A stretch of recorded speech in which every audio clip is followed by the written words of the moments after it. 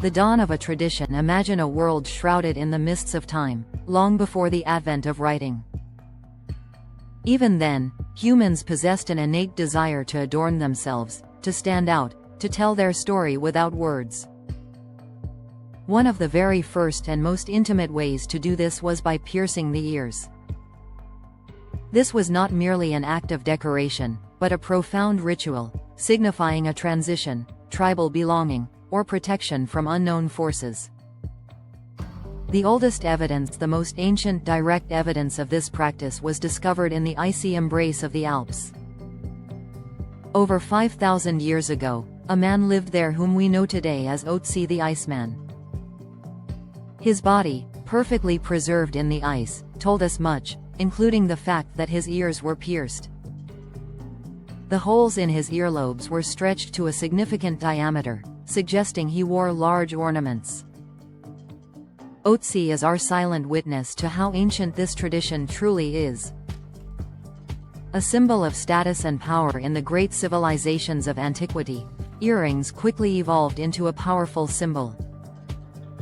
In ancient Egypt, gold hoop earrings and pendants adorned the ears not only of noble women but also of the pharaohs themselves. Exquisite earrings were found in the tomb of Tutankhamun, indicating their supreme status. In Mesopotamia and Persia, warriors and courtiers wore earrings as a sign of their position and wealth. On the frescoes of the Minoan civilization in Crete, we see elegant depictions of youths and maidens with gold rings in their ears, speaking of prosperity and a developed culture. A ward against evil spirits. For many ancient cultures, pierced ears also held a sacred meaning.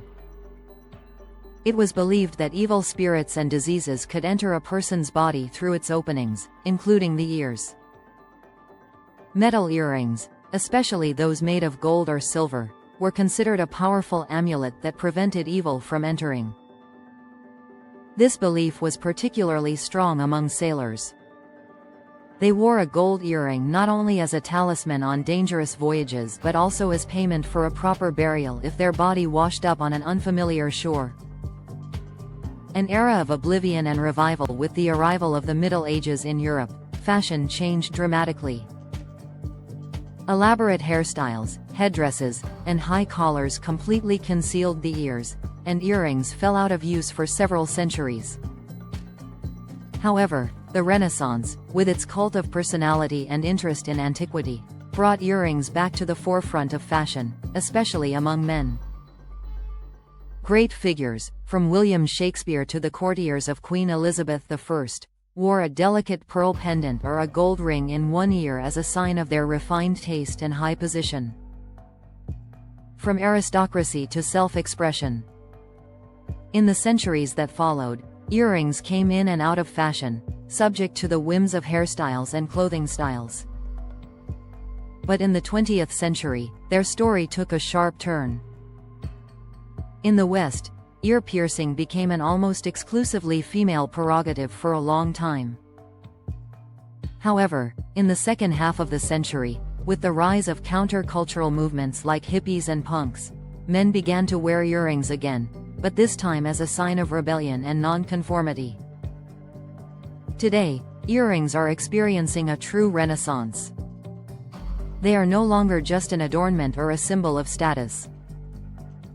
They are a powerful tool for self-expression, accessible to absolutely everyone. From a tiny stud in the earlobe to complex cuffs that adorn the entire ear, from a single piercing to multiple ones, each earring tells the unique story of its owner. Thus, a simple hole in the ear, made thousands of years ago for a ritualistic purpose, has transformed into a canvas for expressing our individuality.